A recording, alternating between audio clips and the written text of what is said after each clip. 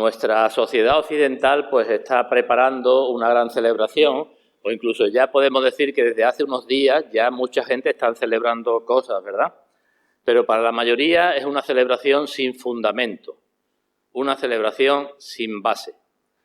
Porque si la gente pensara que aquella persona de la cual dicen que están celebrando va a ser su juez, que los va a condenar, pues evidentemente no celebrarían nada, ¿verdad? Nadie celebra el nacimiento de un juez que va a ser el que dicte sentencia. Nadie haría eso, ¿verdad?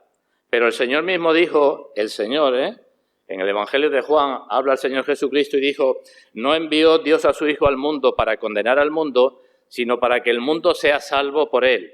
El que en él cree no es condenado, pero el que no cree ya ha sido condenado porque no ha creído en el nombre del unigénito Hijo de Dios. Y ahora sigue diciendo el Señor, y esta es la condenación, que la luz vino al mundo y los hombres amaron más las tinieblas que la luz porque sus obras eran malas. Qué cosa, ¿verdad? La luz vino al mundo y los hombres amaron más las tinieblas que la luz.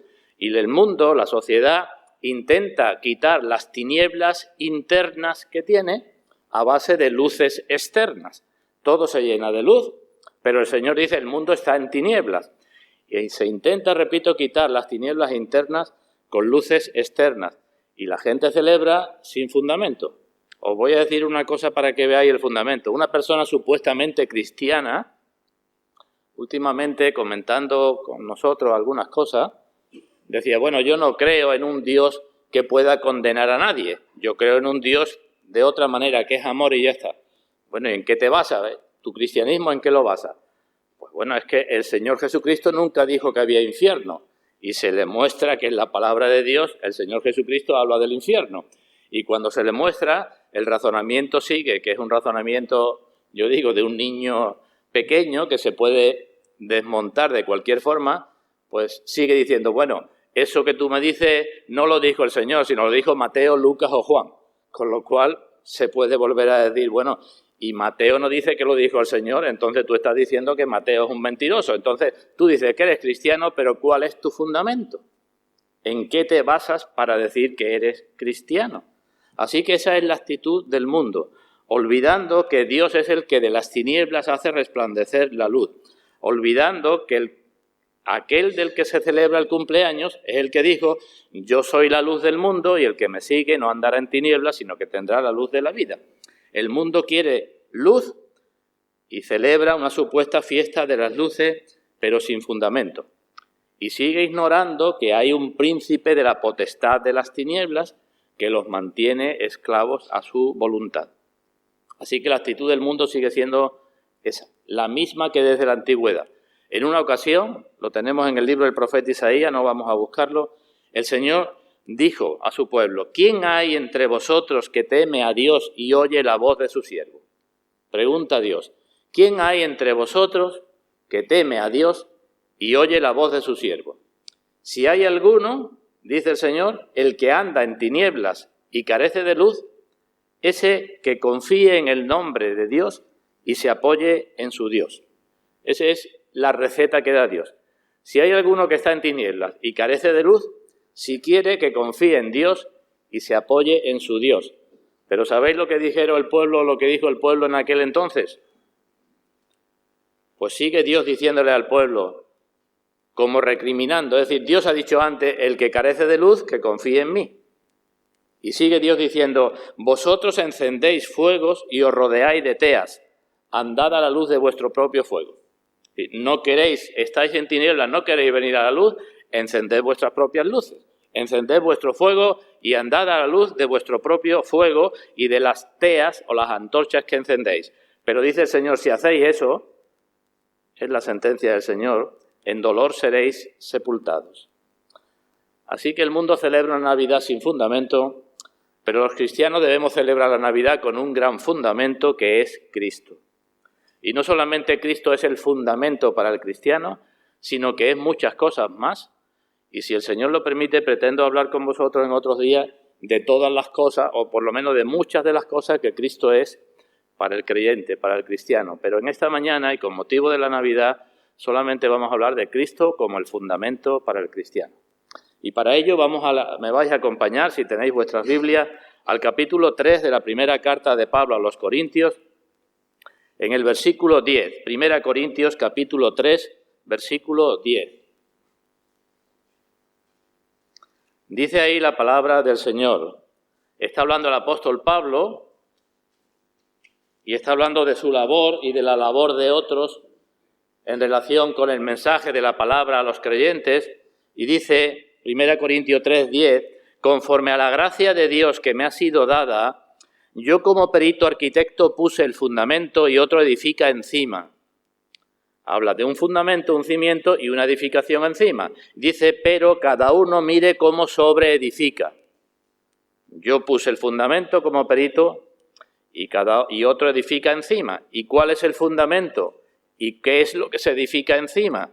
Versículo 11, porque nadie puede poner otro fundamento que el que está puesto, el cual es Jesucristo. Está claro, ¿verdad? Yo puse el fundamento es Jesucristo. Y otro edifica encima, y sigue diciendo, si sobre este fundamento alguno edificare oro, plata, piedras preciosas, madera, heno, hojarasca, está claro que está hablando de edificar sobre el fundamento que es Cristo, de levantar un edificio con distintos materiales, pero sobre Cristo. Y dice, pues si alguno está haciendo esto, está sobreedificando con estos materiales, con estos posibles materiales, la obra de cada uno se hará manifiesta, porque el día la declarará. No se está hablando de las obras de cada día, sino de las obras en relación con la Iglesia, que es la que está sobre el fundamento. ¿Lo vemos la comparación? Cristo es el fundamento y hay muchos que edifican sobre ese fundamento, que sobreedifican, que están levantando. Y esa obra que cada uno levante será aprobada, dice en el versículo 13, el día la declarará, pues por el fuego será revelada, y la obra de cada uno, cual sea, el fuego la probará. Así que en esta mañana pretendo hablar con vosotros un poco acerca del fundamento y un poco también de la Iglesia como edificio sobre el fundamento. La Iglesia y el fundamento. Haré una pequeña introducción para quitar algunas objeciones y finalmente terminaremos con unas palabras de aplicación para todos. Pero antes vamos a pedir la bendición del Señor. Vamos ahora. Padre nuestro, te damos muchas gracias en esta mañana porque de nuevo nos permites estar aquí reunidos. De nuevo tú nos traes a un grupo de tus hijos y, como dices en tu palabra, nos alegramos de poder entrar por tus atrios. Lo hacemos con gratitud y lo hacemos pidiéndote perdón por nuestros pecados y pidiendo que tu Santo Espíritu nos dé a cada uno conforme a tu voluntad. Porque como no sabemos lo que pedir, lo que nos conviene a cada uno, dejamos en tus manos, en tu voluntad, tu obra, porque no somos nosotros nadie para prescribirte lo que tienes que hacer. Pero sí, como tú eres un Padre misericordioso, acudimos a ti y esperamos tu misericordia.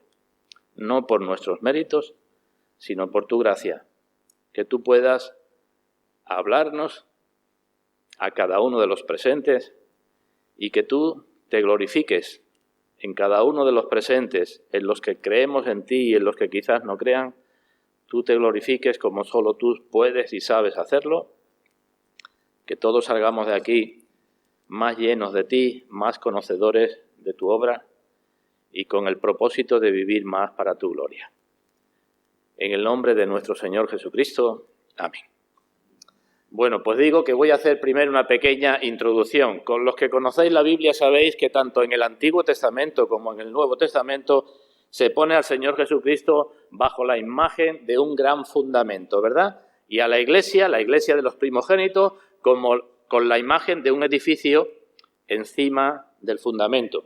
Pero la relación entre ese fundamento, cimiento y el edificio es mucho más estrecha, evidentemente, que la relación que hay con el cimiento y cualquier edificio, ¿verdad? La relación entre Cristo y su Iglesia es mucho más íntima, mucho más cercana y mucho más influyente, porque dice la Biblia que el que se une con el Señor es un espíritu con Él. Así que no es simplemente una piedra muerta puesta sobre un cimiento cualquiera, sino es una relación muy estrecha. Podemos pensar una cosa. ¿Es necesario para el cimiento tener un edificio encima? ¿Es necesario para el edificio tener un cimiento debajo? ¿Verdad que sí? Con esto quiero decir que el Señor no tenía ni tiene ninguna necesidad de nosotros. El cimiento no tiene ninguna necesidad de nosotros. Pero nosotros sí que no podemos estar sin Él. Porque todos estamos edificando de alguna forma nuestras vidas. Y si nuestras vidas no tienen un cimiento estable, no un cimiento cualquiera, como el caso que os he dicho hace un momento, sino un cimiento en Cristo, un cimiento en la palabra de Dios, pues entonces, como dice también el Señor en Mateo 7, cualquier tormenta, cualquier nos puede tirar la casa al suelo, ¿verdad? Ahora bien, puede surgir algunas objeciones en relación con este asunto de que Cristo es el fundamento. Si me acompañáis, vamos a ver 3 simplemente. Si me acompañáis a la carta a los Efesios, capítulo 2, en Efesios capítulo 2, escribiendo el apóstol Pablo, dice, Efesios 2:20, que los creyentes, que ya somos conciudadanos de los santos y miembros de la familia de Dios, dice el apóstol que somos edificados, Efesios 2:20, sobre el fundamento de los apóstoles y profetas, siendo la principal piedra del ángulo Jesucristo mismo. Entonces podemos decir una objeción, ¿en qué quedamos? ¿El fundamento es Cristo, hemos leído en Corintios? ¿O el fundamento, como dice aquí Pablo, es que los cristianos estamos edificados sobre el fundamento de los apóstoles y profetas? Una objeción que puede resultar, ¿verdad? Pues bien, nos podemos preguntar, ¿cuál es el fundamento de los apóstoles y profetas? Porque si pudiéramos ir preguntándole a cada uno, pues los profetas, aun viendo en oscuridad, dirían, mi fundamento es Cristo. Y los apóstoles, todos decían, mi fundamento es Cristo. Luego, no hay un fundamento de los apóstoles y profetas distinto al Cristo. Cristo es el fundamento de la Iglesia y es el fundamento sobre el que estaban basados los apóstoles y profetas y todo lo que predicaban, ¿verdad? Juan el Bautista dijo, he aquí el Cordero de Dios que quita el pecado del mundo. Así que Cristo es el fundamento, no hay duda, ¿verdad? Y cuando celebramos la Navidad, pues Cristo tiene que ser el fundamento de nuestra celebración de Navidad, porque es el fundamento de nuestra vida, ¿no? Hay otra objeción que resulta, esta la dicen alguna gente que no tiene luz, y que resulta de algo que encontramos en Mateo capítulo 16, no lo vamos a buscar, pero casi todos lo sabéis de memoria. En una ocasión el Señor preguntó a los suyos, ¿quién dice la gente que soy yo? Y unos decían Elías, otro pues Juan, que ha resucitado de los muertos, o otro profeta que ha venido. ¿Y vosotros quién decís? Tú eres el Cristo, el Hijo del Dios viviente. Le dijo Pedro en nombre de todos, ¿verdad? Y a raíz de eso el Señor dijo, sobre esta roca edificaré mi iglesia. Y algunos dicen, pues el fundamento de la iglesia es Pedro. Y digo, lo dicen los que no tienen luz, porque vaya fundamento tan débil, ¿no? Porque unos versículos más adelante, cuando el Señor empezó a decirle, Pedro, tengo que ir a Jerusalén y me van a matar, Pedro decía, ni mucho menos, ¿verdad? Y un poco más adelante lo negó, maldijo y juró diciendo que no lo conocía. Así que qué triste o qué poco fundamento los que dicen que el fundamento es Pedro, ¿verdad? El fundamento, la roca sobre la que dijo Cristo que edificaría su iglesia era la declaración de Pedro.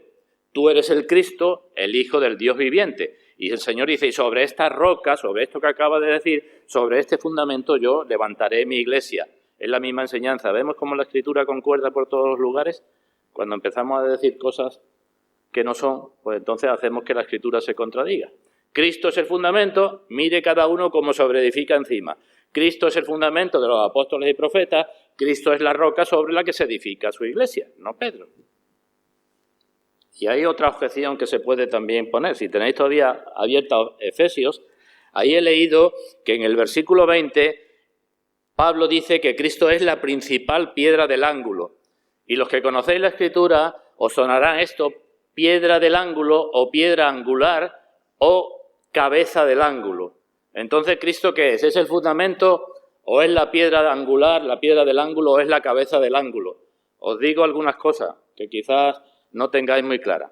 Son dos conceptos distintos, la piedra del ángulo y la cabeza del ángulo.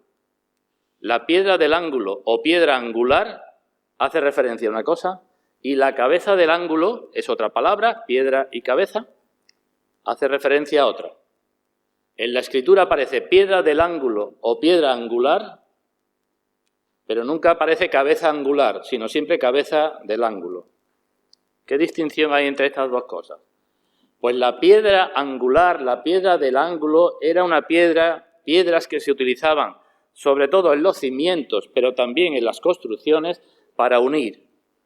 Para unir el cimiento se utilizaban piedras angulares.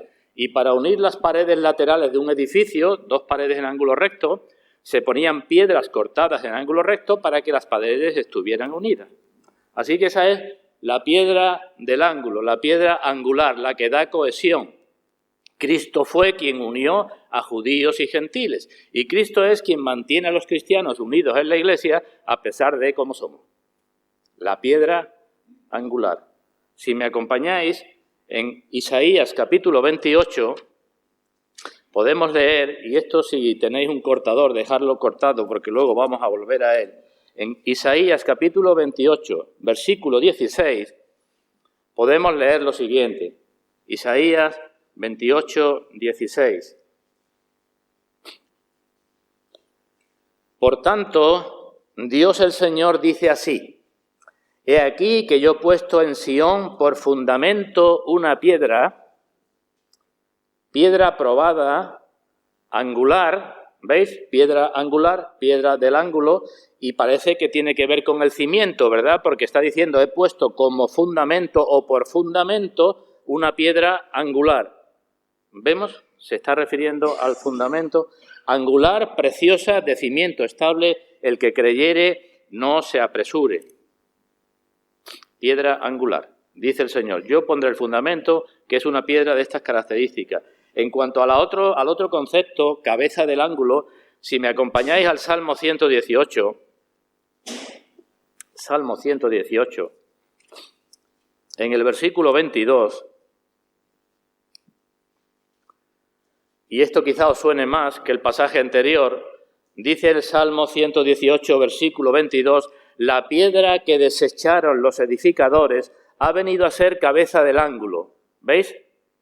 La piedra, aquí no dice piedra del ángulo, sino la piedra que desecharon los edificadores ha venido a ser cabeza del ángulo. ¿Y qué era la cabeza del ángulo? Pues era una piedra, o más bien un conjunto de piedras que se ponían arriba de un edificio para coronar el edificio, unas piedras especiales, vistosas, para coronar el edificio. Igual que Cristo es la cabeza de la Iglesia, en antiguos edificios se ponían piedras arriba, cabeza del ángulo. Y lo que nos dice aquí es que la piedra que desecharon los edificadores, porque no servía para nada, para ellos no servía, ha venido a ser la cabeza del ángulo, la más visible, la más vistosa.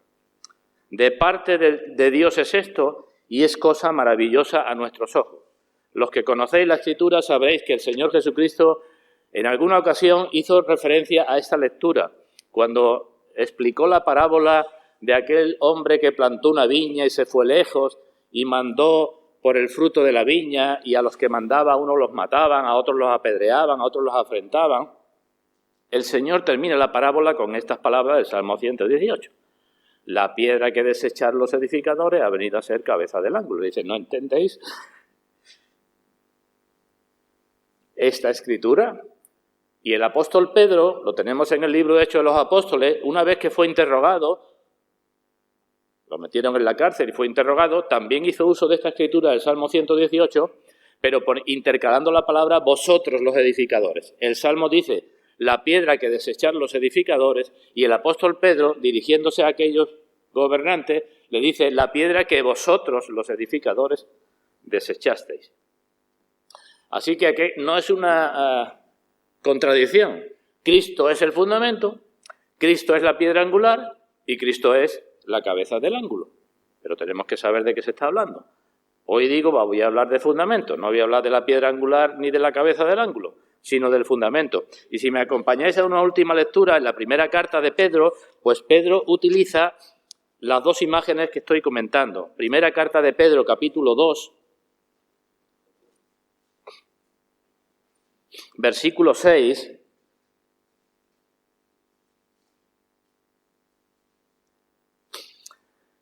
dice Pedro, poniendo el ejemplo de nosotros como piedras vivas edificadas sobre el fundamento que es Cristo, poniendo el mismo ejemplo, Pedro toma los dos pasajes que he leído hace un momento, el de Isaías y el de los Salmos. Por tanto, hace referencia a los dos conceptos y, por tanto, está haciendo referencia a Cristo y, por tanto, no hay contradicción de términos. ¿Me seguís? Primera Pedro, capítulo 2, versículo 6.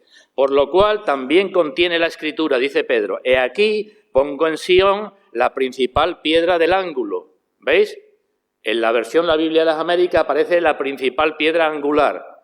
Piedra del ángulo o piedra angular es la misma cosa. Pongo en Sión la principal piedra del ángulo, escogida, preciosa, y el que creyere en él no será avergonzado. Eso es la cita de Isaías. Pero a continuación dice, para vosotros, los que creéis, él es precioso. Pero para los que no creen, y ahora coge la cita de los Salmos, la piedra que los edificadores desecharon ha venido a ser la cabeza del ángulo. ¿Vemos? Y después sigue diciendo, pero para los que no creen es piedra de tropiezo y roca que hace caer. Así que, con esa aclaración, nos fijamos entonces, ahora que vamos a celebrar la Navidad, en Cristo como nuestro fundamento. Vamos a hablar del fundamento y vamos a hablar de la edificación. Así que nos fijamos en el fundamento y si tenéis, como os dije antes, abierto o cortado por Isaías, ahí vamos a volver. ¿Qué clase de fundamento es Cristo? En cada una de estas cosas nos podíamos alargar, pero como no quiero dar la idea completa, voy a decirlo más telegráficamente. ¿Qué clase de fundamento es Cristo? Pues bien, en primer lugar, ahí vemos en Isaías 28, 16, que es un fundamento puesto por Dios. Primera cosa, ¿verdad? El Señor dice así, he aquí que yo he puesto en Sión por fundamento, así que es un fundamento puesto por Dios. ¿Y ese Dios cómo es en la Escritura? Es el Dios, el único y sabio Dios, ¿verdad? Luego, si el fundamento lo ha puesto Dios para nuestra salvación, mal vamos si nosotros queremos buscar otro fundamento. ¿Qué mejor fundamento que uno puesto por el único y sabio Dios? ¿Qué otro fundamento puede servir para satisfacer la justicia de Dios y para que nosotros seamos salvos? Y la respuesta es ninguno, ¿verdad? No puede ser Pedro, ni puede ser Pablo, ni puede ser nadie. Es un fundamento puesto por Dios. En otro de los salmos dice el Señor, he puesto el socorro sobre uno que es poderoso. Es decir, Cristo por sí mismo no tomó para sí esa honra. En la carta a los Hebreos, hablándonos del sacerdocio de Cristo como sumo sacerdote, también se nos dice que Cristo no tomó por sí mismo esa honra para sí, esa gloria para sí, sino que aquel que nombró a Aarón también lo designó a él. Y eso es lo mismo que tenemos aquí. Es un fundamento que después, otro día lo veremos si Dios quiere, es nuestro sumo sacerdote en muchas cosas, es un fundamento puesto por Dios. Primera cosa del fundamento. Segunda cosa, es un fundamento, como todos los cimientos, bajos, humilde. ¿Vale? El cimiento siempre está bajo. ¿Hasta dónde fue Cristo rebajado? En la carta a los Efesios leemos que subió porque antes había descendido a las partes más bajas de la tierra. En la carta a los Filipenses leemos que se humilló a sí mismo, tomando forma de siervo y estando en esa condición se hizo obediente hasta la muerte y muerte de cruz. Nuestro fundamento es puesto por Dios y nuestro fundamento es humilde. Y yo digo ahora, ¿nuestro fundamento va a servir de algo para cuando celebremos la Navidad? No comento más, cada uno que piense lo que crea conveniente. Si el Sol, una gran estrella, se hiciera de golpe un terrón de tierra, eso sería más humillación, podemos decir, o menos que el Verbo se hiciera carne. Y no solamente hubo humillación en su naturaleza, Hubo humillación, rebajamiento, en cuanto que se sometió a la ley. Dice la carta a los Gálatas que nació de mujer, nacido bajo la ley, cumplió la ley, no solamente la ley moral, sino la ley ceremonial, porque que sepamos, Cristo fue circuncidado, Cristo fue presentado al templo y tuvo que ser redimido con 2 tórtolas o 2 palomeros, Cristo tenía que ir a la fiesta de la Pascua, igual que todos los judíos, cumplió la ley moral y cumplió la ley ceremonial. Y en cuanto a otra parte de su descenso, fue su pobreza, la persecución, el desprecio, la muerte, la tumba. Ese es nuestro fundamento. Así que es un fundamento puesto por Dios, un fundamento humilde. En tercer lugar, volvemos a Isaías, es un fundamento de piedra. ¿Qué mejor cimiento hay que un cimiento de piedra? Y decimos, no hay, ¿verdad? Pues es un cimiento de piedra, porque las piedras son los mejores para los cimientos. Y podemos leer, no vamos a buscarlo, en 1 Corintios 10:4, en la guía del culto veis que hay muchas citas, si queréis podéis verla en casa. Pues ahí en 1 Corintios 10:4 podemos leer que dice que los israelitas por el desierto bebían de la roca espiritual que los seguía y la roca era Cristo. Ellos iban alimentados por Cristo. Así que un fundamento de piedra. En cuarto lugar, un fundamento fuera de la vista, porque no andamos por vista, ¿no? Andamos por fe. Aunque se puede intuir la grandeza del cimiento según la magnitud del edificio que está encima, ¿no? Los cimientos no se ven, repito, está fuera de la vista, pero cuando vemos un castillo o un palacio enorme, intuimos que debajo habrá un gran cimiento, ¿no? Si vemos la Giralda, pues no sé si lo sabéis, pero el cimiento que hay es un cimiento enorme que coge toda la plaza que está delante, el Palacio Arzobispal y todo lo que hay por ahí. Y por falta de cimiento la Torre de Pisa se está inclinando cada vez más y no saben lo que hacer con ella. Así que es un cimiento que está fuera de la vista. Pero digo, por la grandeza del edificio, el edificio que se ha construido a lo largo de los siglos y que se sigue construyendo, se puede entender que es un gran cimiento. Así que nosotros no vemos el cimiento, pero dice Pedro también en su carta que le amamos sin haberle visto y que en Cristo tenemos gozo inefable y glorioso. Así que es un cimiento que no se ve, pero que está unido a la Iglesia siempre. Siempre Cristo está con lo suyo, ¿verdad? Porque donde hay 2 o 3 reunidos en su nombre, allí estoy yo en medio de vosotros. Y no solamente cuando hay 2 o 3, sino también cuando hay uno solo, porque el mismo Cristo dijo, yo estoy con vosotros todos los días hasta el fin del mundo. Estáis solos o estáis acompañados. Así que es un cimiento que no se ve, pero es un cimiento que está con nosotros. No vemos sus obras de gracia en nuestras vidas, en las vidas de los demás, pero se van apreciando. No vemos lo que está haciendo con su providencia en nuestras vidas y no entendemos muchas veces las cosas, pero poco a poco vamos entendiendo, ¿verdad? Es un cimiento que no se ve. Volvemos a Isaías. Es un fundamento precioso. Dice el Señor, he puesto una piedra angular preciosa. ¿Conocéis algún edificio que se haya edificado sobre piedras preciosas? Decimos, no. Hay por ahí algunos de estos extravagantes que tienen edificios donde todo es de oro, los grifos de oro, los cubiertos de oro y todo de oro. Pero un edificio de piedras preciosas no. Y un cimiento de piedras preciosas, mucho menos, ¿no? Mucho menos. Pues así tiene que ser Cristo para los creyentes, precioso, el más hermoso de los hijos de los hombres, señalado entre 10.000. Para otros es piedra de tropiezo, he leído en Pedro, para nosotros tiene que ser precioso. Así que ya he dicho 5 cosas, ¿no? Puesto por Dios, un cimiento humilde, de piedra, invisible y precioso. Pero podemos decir un par de cosas más. En sexto lugar, Cristo es un fundamento permanente. Un fundamento permanente. Es la roca de la eternidad, es la roca de los siglos. Es la roca donde se ha edificado la vida de todos los creyentes a lo largo de la historia. Un cimiento que dura de eternidad a eternidad. Desde antes de la fundación del mundo era el cimiento y seguirá hasta el fin de los tiempos siendo el cimiento permanente, porque Jesucristo es el mismo ayer, hoy y por los siglos. Qué bueno es que la justicia que Cristo nos trae sea una justicia eterna, porque si fuera otra clase de justicia, no fuera eterna y perdurable, como dice Daniel, pues mal sería para nosotros, ¿verdad? Qué bueno es que sea permanente. Qué bueno es cuando todos somos como la hierba, que Cristo sea permanente, ¿verdad? Qué bueno es que la misericordia de Dios que nos llega a nosotros por Cristo sea desde la eternidad hasta la eternidad, porque está en Cristo, para los que le temen. Así que otra cosa más del fundamento, que es permanente. Y finalmente, es un fundamento probado.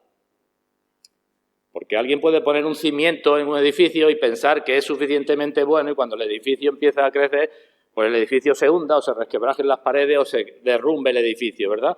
Es un fundamento probado, un fundamento experimentado. ¿Y salió o no salió de la prueba? Salió de la prueba, ¿no? ¿Por quién fue probado?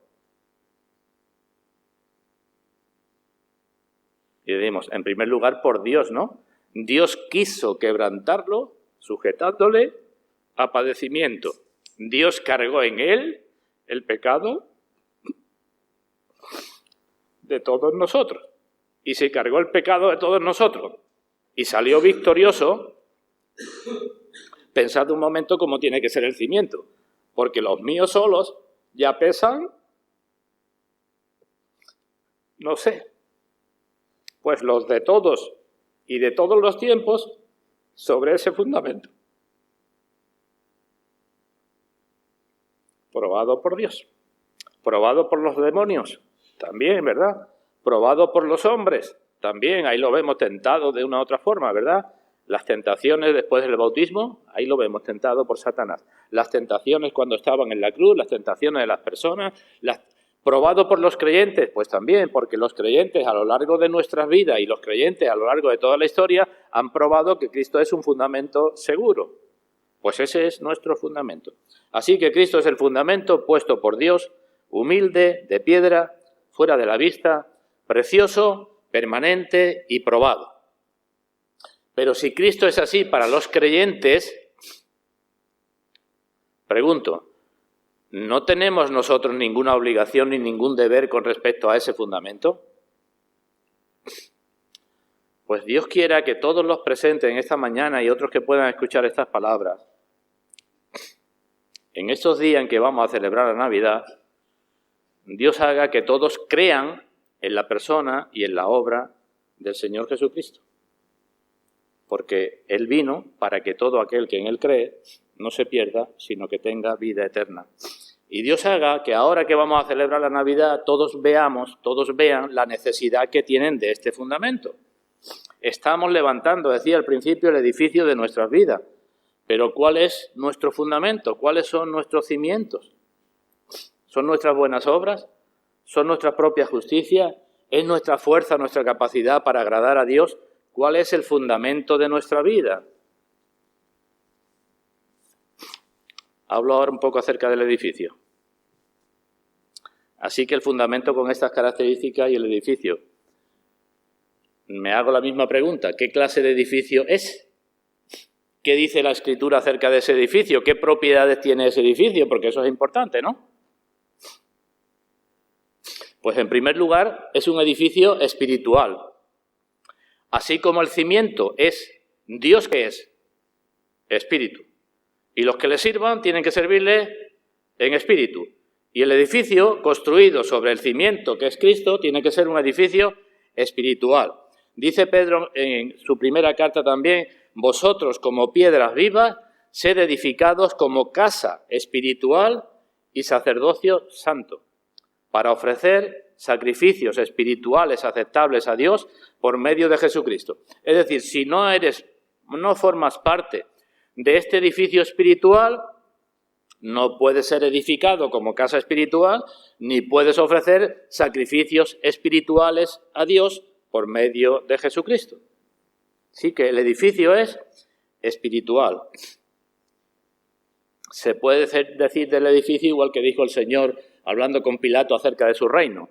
¿Qué dijo el Señor a Pilato? Mi reino no es de este mundo. Pues de la misma forma, el edificio construido sobre este cimiento tampoco es de este mundo, ¿verdad? Eso queda claro, ¿no? Pues ahora hago yo una pregunta. ¿Cómo vamos a celebrar la Navidad, hermanos? ¿Cómo la hace el mundo o de forma espiritual? Porque tenemos este fundamento y porque decimos que somos de un edificio espiritual, ¿no?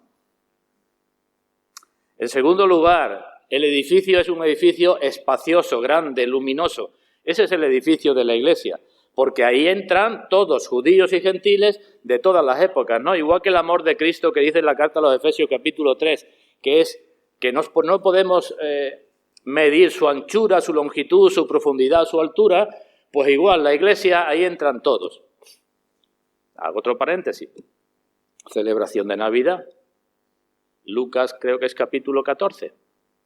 Cuando hagas una fiesta, un banquete, no invites a tus amigos ricos que te pueden recompensar, sino búscate por ahí a los pobres, los cojos, los mancos y haz con ellos la celebración. Que ellos no te pueden recompensar, pero tu galardón es grande en los cielos. Evidentemente, los miembros, los cristianos, los miembros de Cristo, tienen que tener muy lejos de sus vidas eso de hacer acepción de personas, ¿verdad? Porque entran todos. Digo que es un edificio amplio. La Biblia habla siempre de un pequeño remanente, de una manada pequeña. Pero al final, en el libro de Apocalipsis se nos dice que habrá una multitud que nadie puede contar, ¿verdad? Eso será la Iglesia. En tercer lugar, el edificio es un edificio de altura. ¿Cómo de alto? ¿Hasta dónde llega la altura del edificio? Hasta el cielo. ¿Por qué? Porque dice en la carta a los Efesios el apóstol Pablo que estamos ya sentados en los lugares celestiales con Cristo. En Babel, ¿qué intentaron hacer? Una torre que llegara hasta el cielo. No pudieron y nunca se podrá. Hoy hay en algunos países por ahí que tienen mucho dinero, algunos que están edificando torres que tienen casi 1 kilómetro de alta. Pero no van a poder llegar mucho más porque le faltará cimiento. Pero el cimiento nuestro es tal que el edificio llega hasta el cielo. Ya los que aquí estamos sentados con Cristo y los que partieron, los espíritus están allí hechos perfectos con Cristo y con la compañía de millares de ángeles. Bueno, llega hasta el cielo el edificio, ¿verdad? ¿Llega o no llega? Llega hasta el cielo. ¿Cuáles tienen que ser o de qué clase tienen que ser los deseos de los que componen ese edificio? Y digo, deseos celestiales, ¿no? ¿Cuáles tienen que ser sus expectativas? ¿Celestiales? ¿Cuáles tienen que ser sus esperanzas? ¿Celestiales? ¿Dónde tiene que estar su corazón? En el cielo. ¿Cómo tiene que ser su modo de celebrar la Navidad? ¿Terrenal o celestial? Porque nuestra ciudadanía está en los cielos. Los creyentes tienen que poner la mira en las cosas de arriba, no en las de la tierra, y tienen que buscar las cosas de arriba donde está Cristo sentado a la diestra de Dios, porque lo de aquí abajo, ¿qué es? Y dice el apóstol Pablo, basura. Somos celestiales, ¿no? Lo de aquí es basura. Tenemos que comer, tenemos que vivir, tenemos que hacer cosas por nuestros hijos, tenemos que hacer muchas cosas. Pero todo eso supeditado a que todos nuestros afectos y todas nuestras expectativas, todo nuestro ser tiene que estar enfocado arriba, ¿verdad? ¿Qué es lo que se dice en la carta a los Hebreos acerca de Moisés? Que cuando tenía 40 años, rehusó llamarse hijo de la hija de Faraón, rehusó todas las cosas que había en la corte, porque para él eran basura, porque esperaba otra cosa mejor, y otra cosa mejor era el vituperio con el pueblo de Cristo, entre otras cosas. Sigo adelante.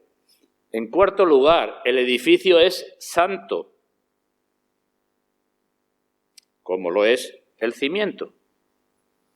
En Efesios pone que somos Un edificio que crece bien coordinado para ser un templo santo en el Señor. Y digo de nuevo, y esto también debemos tenerlo presente en Navidad. ¿No sabéis que sois templo de Dios y que el Espíritu de Dios mora en vosotros? Dice la palabra. Cualquier edificio no es un templo, ¿verdad? Los edificios sirven cada uno para lo que tienen que servir. Pero la iglesia es un templo para Dios. Un templo separado para Dios. Un templo apartado por Dios y para Dios. Un templo consagrado a Dios. Un templo que está reservado para usos sagrados, ¿verdad? Porque es un templo. Si somos así, nuestro deber es apartarnos para ser únicamente para Dios.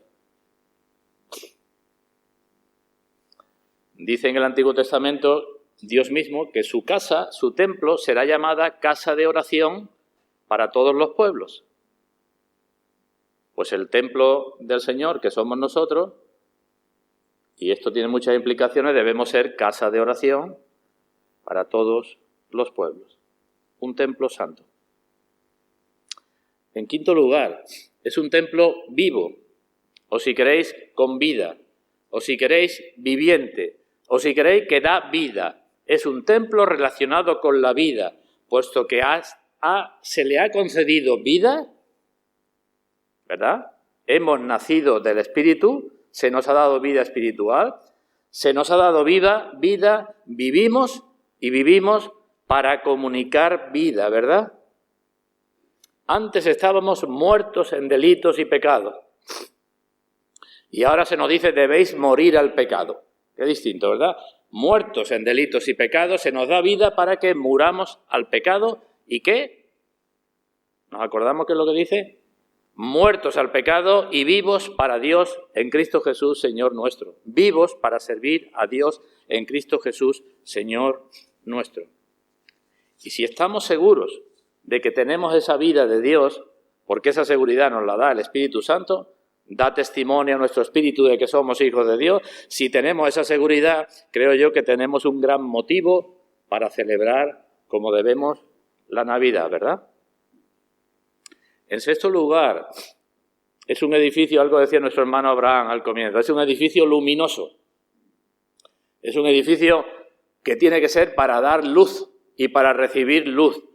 Es bonito en un edificio cuando hay ventanas y vidrieras y partes donde puede entrar la luz, ¿verdad? No sé si alguna vez lo habéis estado, probablemente sí, pero yo alguna vez he estado en alguna casa en donde había grupos de personas empantanadas en pecado y lo que caracterizaba aquella morada era que estaba todo cerrado. Acostumbrados a las tinieblas, eso es el reino de Satanás, ¿verdad? Todo cerrado, las ventanas cerradas, todo cerrado, una oscuridad y La iglesia es un edificio luminoso y cuando, como en Egipto, todos los egipcios estaban en tinieblas, en las habitaciones de los hijos de Israel había luz. Y se nos dice, porque en otro tiempo erais tinieblas, pero ahora sois luz en el Señor. Y si sois luz, andad y celebrad la Navidad como hijos de luz, con luz interna, no lleno de luces externas, que no digo que haya que quitarlas, lo que digo es que las más importantes son las internas. Andad como hijos de luz. Y sigue diciendo, por si tenemos que meternos en la cabeza, no participéis de las obras infructuosas de las tinieblas, sino más bien reprenderlas. También en Navidad. Que ve qué cosa no dice el Señor, ¿verdad?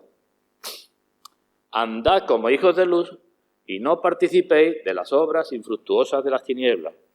No pasáis la Navidad delante de un programa de televisión donde hay personas diciendo obscenidades, otras con poca ropa, o diciendo barbaridades, o sin tener para nada en cuenta por qué se está celebrando la Navidad.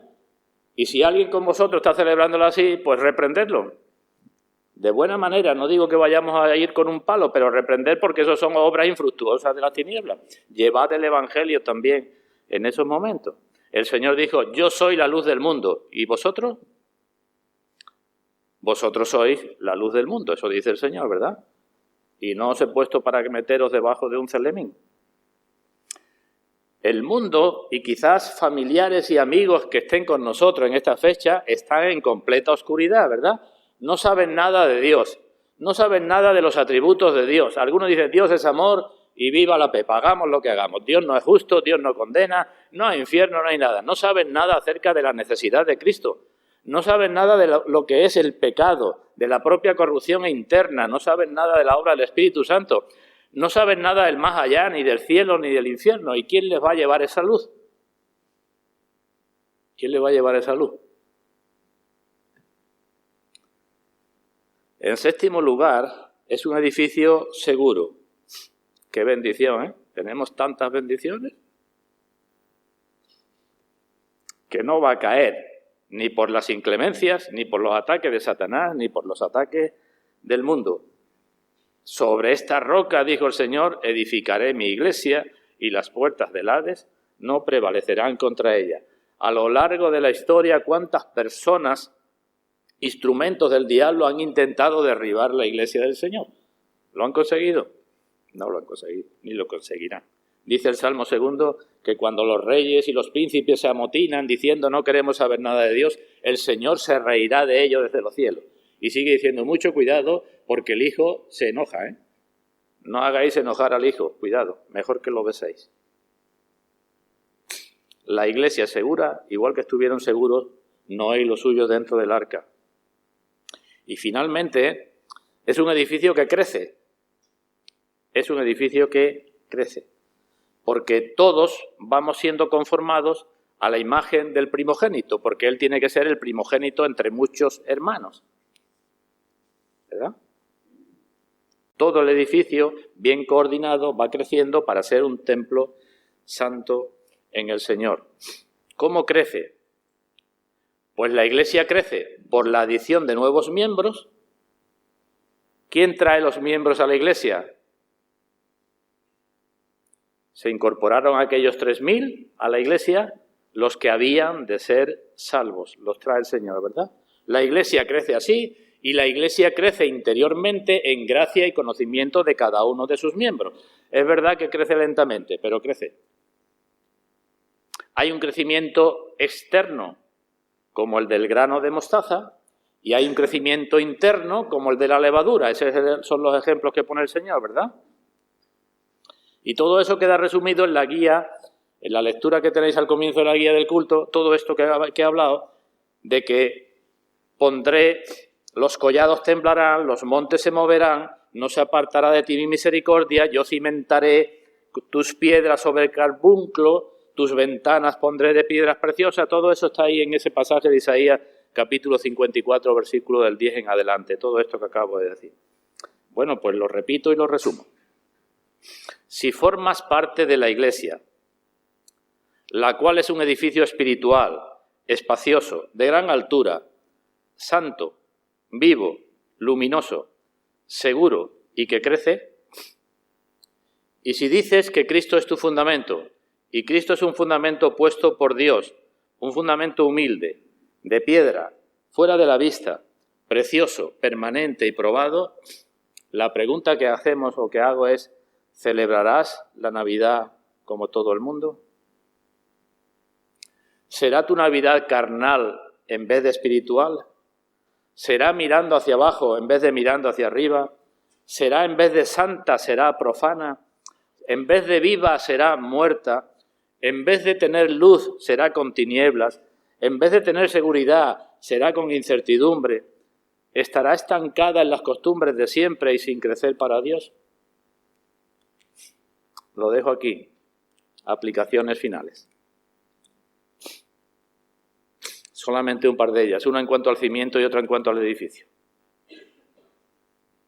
Hermanos, si somos cristianos, si decimos que Cristo es nuestro fundamento, creo que la conclusión lógica, lo que se desprende de ahí, es que tenemos que renunciar a todo cualquier otro fundamento, ¿no? Si Cristo es el fundamento puesto por Dios, precioso, estable y todo lo que hemos dicho, pues yo tendré que renunciar, deshacerme de los otros fundamentos, porque los otros fundamentos no son más que arena. ¿Y cuáles son nuestros otros fundamentos? ¿Qué pasa con algunas personas cuando llega el momento de celebrar la Navidad? Si tu fundamento es la salud, ¿qué te va a pasar con tu salud? Pues que tarde o temprano te quedarás sin fundamento. Si tu fundamento es tu dinero, el poco o mucho que puedas tener, tarde o temprano ese dinero no te va a servir para nada.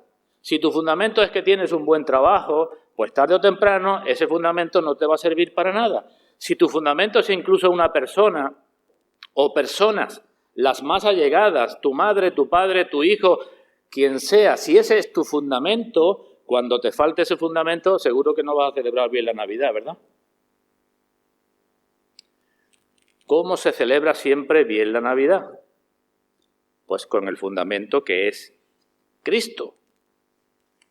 Podemos celebrar estando dentro de una cárcel, ¿no? Y podemos celebrar aunque nos quedemos sin nada y sin nadie y lleno de llagas hasta la cabeza, porque mi fundamento no es más que Cristo. ¿Qué son los otros fundamentos? ¿Qué palabra aparece en la Escritura? Ídolos. ¿No es cierto? Si cualquier fundamento lo ponemos en lugar de Cristo, lo estamos convirtiendo en un ídolo, ¿no? Y que yo sepa, en la Escritura Dios actúa en contra de los ídolos y de la idolatría. ¿Cómo lo hace? En algunos casos, Dios quita el ídolo. Cuidado con poner nuestro fundamento en las cosas que he dicho antes, porque Dios puede quitarlo. A Dagón, el ídolo de los filisteos, Dios le cortó la cabeza y las manos. Aquí entran muchas cosas, hermanos. No pongáis nunca como ídolo a vuestros predicadores o maestros, porque Dios puede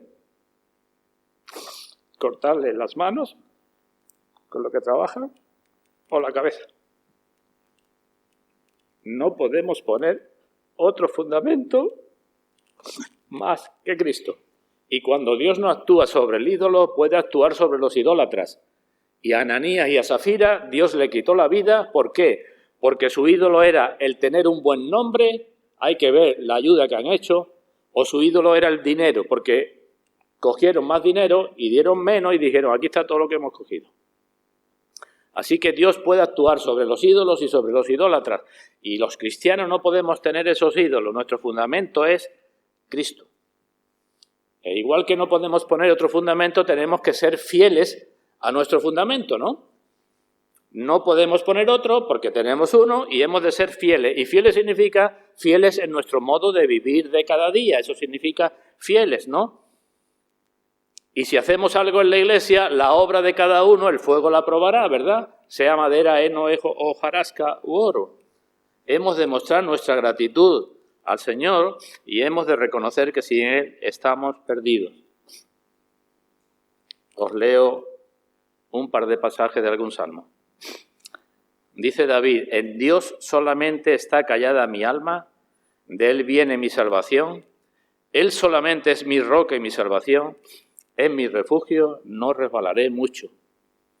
Y hay otros salmos que también son del mismo estilo. Dios es nuestro amparo y fortaleza. No mi salud, mi dinero, mi cuenta, mi esto, mi lo otro. Dios es mi amparo y mi fortaleza, nuestro pronto auxilio en las tribulaciones. Por tanto, no temeremos, aunque la tierra sea removida. Y la tierra con todo lo de la tierra. No pensemos nada más en que va a haber un terremoto. Aunque la tierra sea removida y se traspasen los montes al corazón del mar, aunque bramen y se turben sus aguas y tiemblen los montes a causa de su braveza, yo no seré conmovido, Dios estará conmigo. Así que, hermanos, Cristo y sobre todo Cristo y nada por encima de Cristo en esta Navidad. Y en cuanto a lo segundo, en cuanto al edificio, lo primero que tendremos es que tener seguridad si somos o no de ese edificio. Porque he dicho características del edificio, ¿no? ¿Somos del edificio o somos como hierbas en el tejado, que aparece en la Escritura? Porque podemos pensar eso. Hay un gran edificio Y yo soy una hierbecita que crece en el tejado y digo, pero soy parte de ese edificio. Cuidado, hermano. Lo primero que tenemos que tener seguridad si somos de ese edificio. Igual somos un trozo de musgo o de hiedra que se ha adherido a una pared y cuando pasa un poco de tiempo se va a secar, ¿no? Tengo que tener seguridad de que pertenezco al edificio. Y el edificio está compuesto, hemos leído, de piedras vivas. Tengo que tener seguridad de que he sido sacado de la cantera natural y que ya no me gustan las cosas que me gustaban antes, que ahora voy andando por otro camino. Y tengo que tener seguridad de que estoy siendo edificado en mi santísima fe. Seguridad en cuanto al edificio. Y una cosa más. Si verdaderamente pertenecemos al edificio, habremos de procurar el bien del edificio, ¿verdad? Dice un refrán por ahí, nadie tira piedras a su propio tejado, ¿verdad? Nadie construye una casa para luego estar derribándola, a no ser que esté algo tocado por alguna cosa, ¿verdad?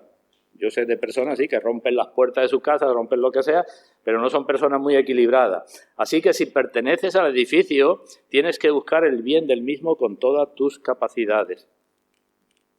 Y cuando no tengas fuerzas, porque ya has hecho todo lo posible para consolidar el edificio, para ampliar el edificio, para reparar el edificio, cuando ya hayas hecho todo lo posible y no tengas más fuerzas ni para afirmar, ni para consolidar, ni para reparar, ni para nada, por lo menos ora por el edificio.